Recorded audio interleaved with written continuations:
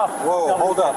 Caterers and cleaning crew use the rear entrance, Chief. I am not the caterer. I am the captain of this aircraft. Right, and I'm the president. Cut the act and show me a work order. I don't have a work order. I have a flight plan in the bag. That's unauthorized access. Turn around or you're going in cuffs. If you arrest me, this plane stays grounded. Call your supervisor. Stop right there. Silas Sutton's arm snapped out across the narrow boarding lane like a barrier blocking the base of the front stairs.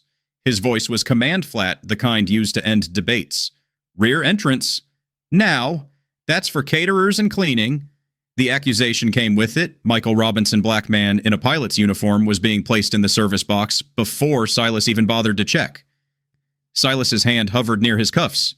Turn around or you're going in cuffs. Within days, that confidence would become the line that swallowed him whole. Michael stopped so hard his shoe scuffed the red carpet under the steps. The red looked almost staged, like a welcome mat turned into a trap. His mouth went dry and he felt the heat climb up his neck under the collar. He kept his palms open at his belt-line eyes steady. I'm not the caterer, he said. I'm the captain of this aircraft. Silas let out a short, contemptuous laugh, eyes sweeping Michael's shoulder stripes like they were costume jewelry. Right, he said. And I'm the president. Cut the act and show me a work order. The sentence was sharp, clean, and made for captions, 12 words that sounded like authority and tasted like bias. That exact line would come back later in a room Silas couldn't control. A baggage tug rolled past behind Silas, and for a second Michael considered stepping aside just to avoid being touched. Then he saw the angle of Silas's stance, how Silas had positioned himself to make stepping away look like backing off a restricted area. Michael swallowed and chose stillness instead. What's the reason you're stopping me? Michael asked. Am I free to board? His voice stayed low on purpose. Silas didn't answer. He widened his shoulders, claiming the bottom stair like it was his post and his kingdom. Rear entrance, he repeated, louder, performing control. Standards. Clients don't want service people up front. That coded standards line DV2 in real time wasn't just about stairs. It was about who Silas thought belonged where. Michael felt his jaw tighten, anger pressing up behind his teeth, and he forced his lips to relax so his face wouldn't be used against him. I'm requesting a supervisor, he said. Please state the reason. Proof pressure arrived early. Not late, because airports are full of people who understand what liability looks like. 2 ground staff in reflective vests paused near a cart. One lifted a phone immediately lens aimed at Silas's cuffs hand. Another stepped to the side, creating a clean line of sight, and spoke in a calm narration voice meant to be heard on video. He's standing still, she said. He asked why. Silas saw the phones and snapped his chin up, irritated that his moment was being observed. Ma'am, back up, he ordered, pointing, without looking away from Michael. This is a security matter. Michael didn't turn toward the phones. He kept his attention on Silas because he'd learned that sudden movements become stories. I'm not resisting, he said. I'm requesting a supervisor. Am I free to leave? Silas's mouth tightened. He refused the simple question again, the refusal acting like its own answer. Work order, he demanded. You don't have one, you don't go up those stairs. First open loop was planted the cuffs. Silas's fingers brushed the metal, not pulling them out yet, but making sure Michael and the phones saw the option.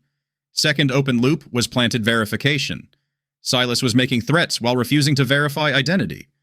Third open loop was planted the flight's deadline. Michael knew if he missed his pre-flight timeline, the aircraft didn't just wait. It cascaded into crew duty limits and passenger disruption. Michael nodded once a pilot's measured acknowledgement. I don't have a work order, he said. I have a flight plan in the back. He kept his hands visible and didn't gesture toward any pocket. You're blocking me from accessing it. Silas leaned in, tone turning colder. Unauthorized access, he said, as if the words themselves were a cuff. Turn around.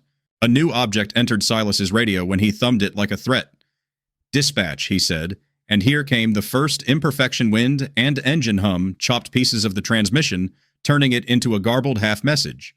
A nearby ramp worker misheard front stairs as trespass, and the confusion spread like a ripple through the witness circle. The small consequence hit instantly. One bystander took a step back, scared of being dragged into a trespass incident. Michael heard the ripple, too. He kept his voice even but spoke for the cameras as much as for Silas. I am not trespassing, he said. I'm the captain. I'm requesting a supervisor. Silas used the confusion as leverage. You hear that he snapped eyes flicking at the hesitant bystander. This becomes trespass if you don't comply. His hand finally pulled the cuffs halfway free. Metal visible consequence implied. That was the point of no return crossed in front of witnesses. Michael's throat tightened. The fear wasn't abstract. It lived in the space between Silas's hand and Michael's wrists. Michael didn't step back because there was nowhere clean to step another concrete constraint. Behind him, a fuel cart and a baggage cart had created a narrow corridor. The lane was functionally blocked, and any quick movement would look like a lunge or a retreat. "I'm not resisting," Michael said. "Please state the reason. Call your supervisor." Silas barked. Turn around as if volume could erase stripes. Michael answered with duty of care, the second concrete constraint that made why not leave impossible. "If you arrest me, this plane stays grounded," he said. "I have a crew waiting. I have passengers. I have to board." He didn't plead. He stated operational reality. "Call your supervisor." The witness circle tightened, not physically touching Silas, but forming a human perimeter that ensured there would be multiple angles if Silas grabbed. SE-05 came alive, phones out. Calm narration, de-escalation pressure. The woman in the vest kept her voice steady. "He's telling you he's the captain," she said. "You're threatening cuffs without verifying." Silas's bias showed through selective attention. He ignored the stripes and fixated on the one thing he could demand submission. "Standards," he repeated. "Clients don't want service walking through the front." Michael felt anger flare his cheeks hot, then forced his shoulders down to keep from looking aggressive. "Say the reason," he said. "Am I free to leave?" Silas's answer was a low, blunt no delivered like a verdict. Micro turned a new actor with leverage, arrived airport operations in a reflective jacket tablet tucked under one arm. He didn't run. He moved with the pace of someone trained not to escalate.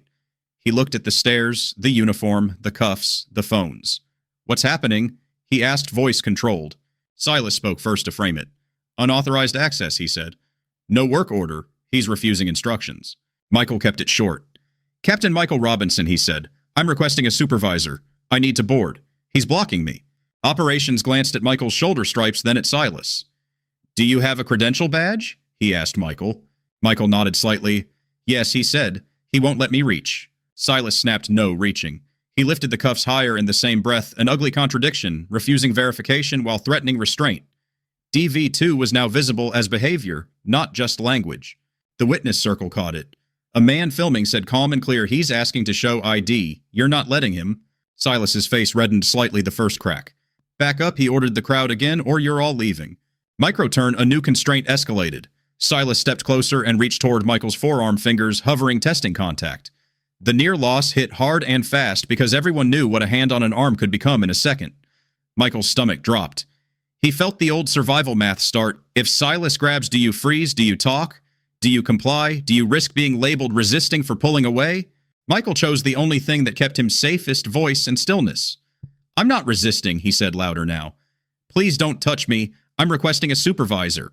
The woman in the vest narrated again, steady. "He said don't touch him," she said. "He's not moving." Silas hesitated at the wall of eyes and phones. That hesitation saved Michael from being grabbed, but it also made Silas angrier because the crowd had just checked him without laying a hand on him.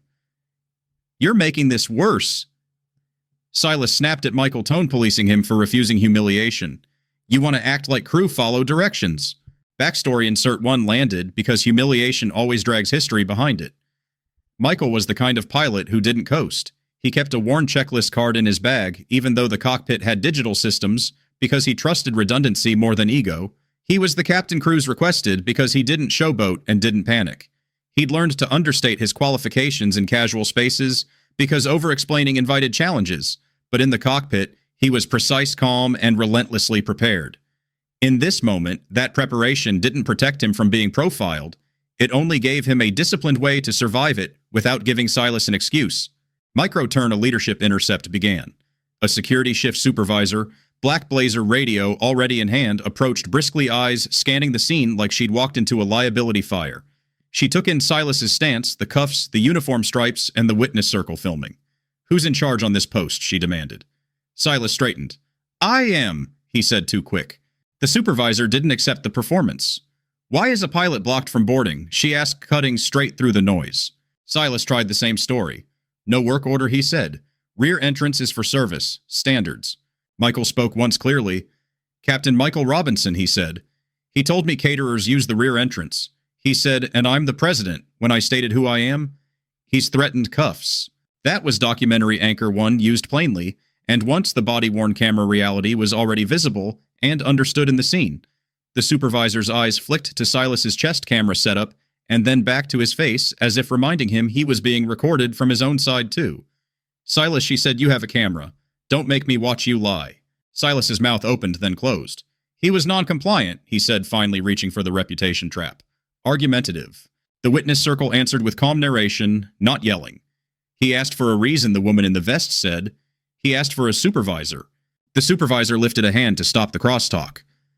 Captain, she said to Michael, do you have an ID? Yes, Michael said. Tell me how to show it safely. Slow, the supervisor said. One hand, keep it visible. She turned to Silas. No cuffs, no touching. Step back. Silas took a reluctant half-step back. The cuffs stayed in his hand, but he didn't close the distance.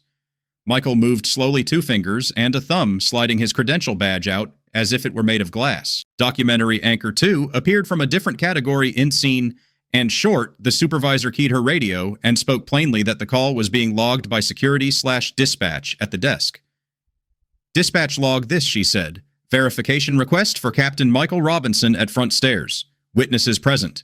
The point wasn't jargon. It was accountability made audible. Imperfection 2 hit right then. The radio cracked with bad reception words clipping. A response came back broken, forcing a delay. The small consequence was immediate.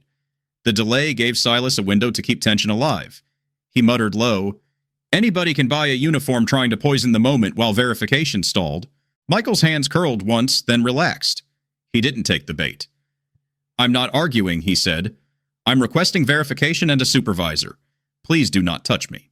Micro-turn contradiction landed in front of witnesses. Operations now closer pointed at Michael's shoulder stripes without dramatics. Those are captain stripes, he said, voice flat. Why did you assume service? Silas snapped because he didn't have a work order. And you didn't verify, the supervisor said, voice colder now. You went to cuffs first. The radio finally came back clear enough. The supervisor's posture shifted in a way everyone recognized as confirmation. She looked at Michael. Verified, she said, loud enough for every phone. Then she looked at Silas, and the words were short. Cuffs away. First loop closed before halfway verification. The crowd exhaled. Michael felt his knees threaten to go soft, the body's delayed reaction to fear. He didn't let it show. Thank you, he said, and it sounded like a man forcing professionalism through humiliation. Silas tried to save face. I was maintaining standards, he said, voice tight. The supervisor didn't debate him. She issued consequent steps, realistic and immediate. You're off the boarding lane, she said. Stand over there. She pointed away from the stairs, away from passengers, away from the decision point. You do not interact with crew until relieved. Michael turned toward the stairs, but he didn't climb yet. He had one more loop to keep open until it could be closed safely, the attempted detention.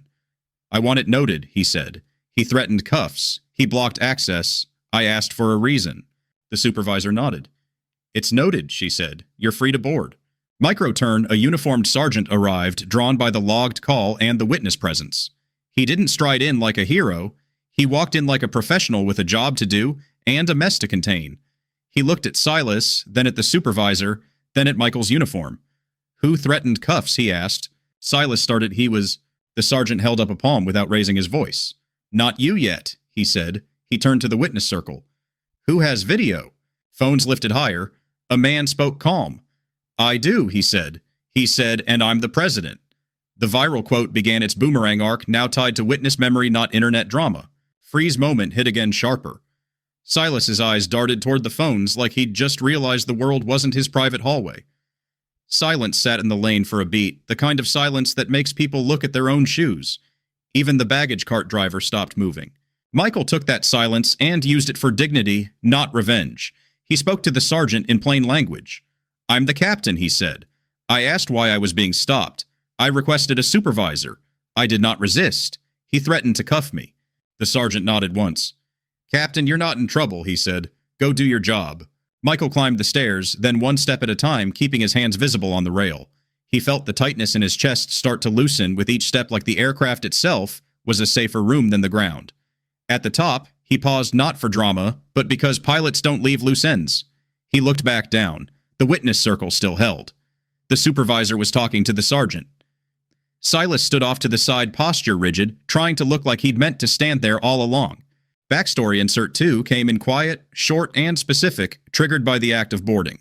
Michael's routine before a flight was almost ceremonial. He touched the fuselage near the nose as he walked the perimeter.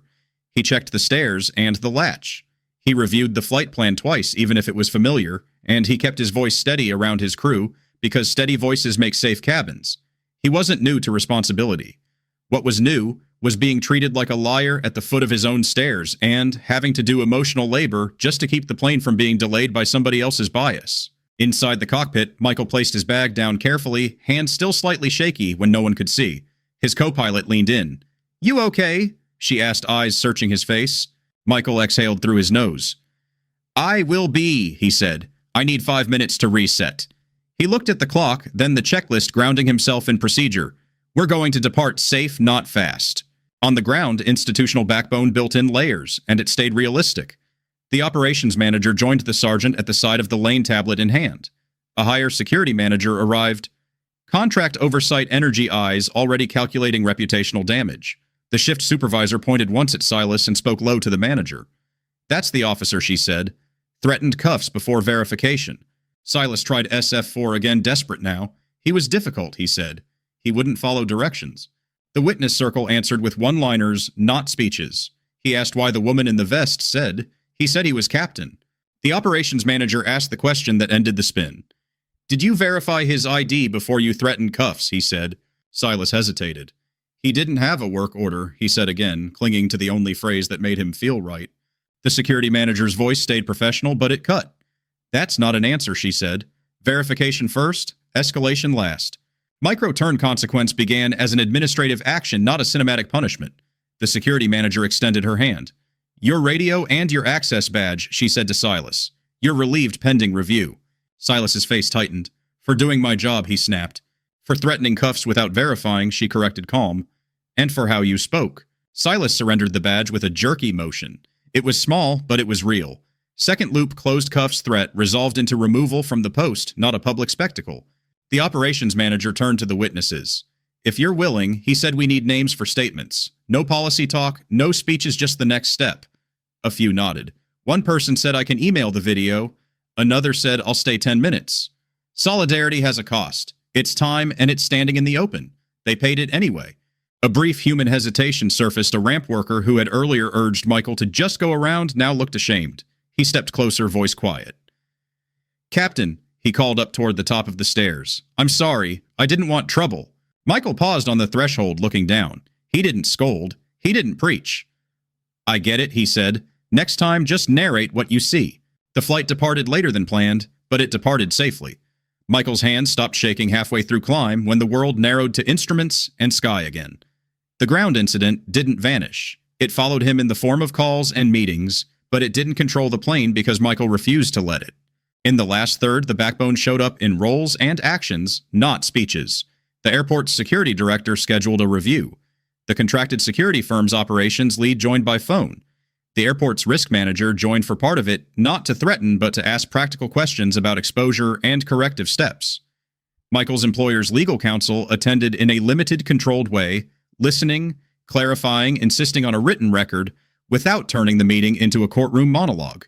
The review stayed focused: what happened, what was said, what was verified, what must change. Silas sat across from them in a plain conference room, no front stairs, no crowd to intimidate, no easy service entrance story to lean on. He tried again to claim standards. The security director didn't bite. "Standards don't include mocking a pilot's identity," she said. "Standards don't include escalating to cuffs before verifying." Then came the boomerang, clean and satisfying because it was earned. The director read a witness summary, a loud voice neutral. "When Captain Robinson stated he was the captain, you replied, 'And I'm the president.'" She looked up. "Did you say that?" Silas's eyes flicked to the table, then to the corner like he could find an exit. For a moment, he said nothing. The room went still, another freeze, the institutional kind, because everyone recognized the weight of a single sentence spoken in authority. Silas finally muttered, "I was trying to keep control." Michael's voice stayed level. "Control isn't your job when you're wrong," he said. "Verification is." The security director didn't promise miracles. She outlined steps realistic and specific. Written apology, updated post guidance, mandatory retraining for contracted staff on verification and de-escalation, and a clear escalation rule that begins with identity check. She also stated what would happen to Silas without theatrics. He would not return to that post, and the firm would be evaluated for contract compliance. Michael didn't ask for a public spectacle. He asked for repair. "I want a letter clearing me," he said, and I want assurance the next black pilot doesn't have to prove he's real at the stairs. The operations manager answered, You'll have the letter, he said, and we're changing how that post handles crew. 3-tier payoff unfolded in order.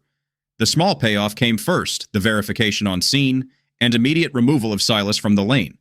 The medium payoff came in the last third, a written apology and a clearance letter for Michael, plus documented training and revised verification procedures. The large payoff came at the end, the one that matched the title's promise. The airport ended the relationship with the contracted security firm after the review, concluded they couldn't be trusted with that front-of-house access point. A new firm took over with tighter oversight, and the old firm's leadership had to explain why a pilot was treated like service at his own stairs. Michael kept the apology letter in his flight bag for a while, not as a trophy, but as an anchor proof that he hadn't imagined what it felt like at the bottom of those steps. Over time, he stopped needing to look at it. What mattered more was the change he could feel the next time he approached the front stairs. The guard on post greeted him like crew without demanding he perform obedience first. It wasn't perfect justice. It was functional justice, the kind that keeps people safe. And the witness circle mattered in a way Michael would never forget. Their phones didn't save him like a fantasy. Their presence slowed Silas's hand, forced verification, and created the conditions for supervisors to act without guessing. Collective solidarity plus institutional backbone, ordinary people, and official roles did what neither could do alone. First, if an authority figure blocks you or threatens cuffs, keep your hands visible and use plain language to ask the reason and request a supervisor, because calm, repeatable phrases are harder to twist later.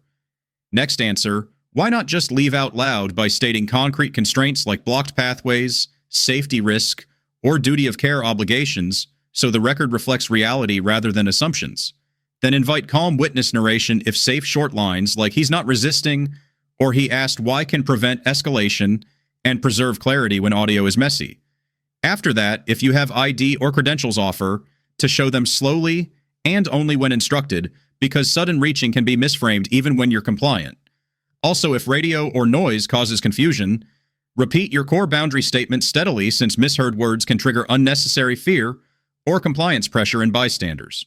Finally, focus accountability requests on realistic outcomes, written clearance, verified procedures, retraining and oversight, because those changes reduce harm for the next person too. Some elements are selectively fictionalized for education.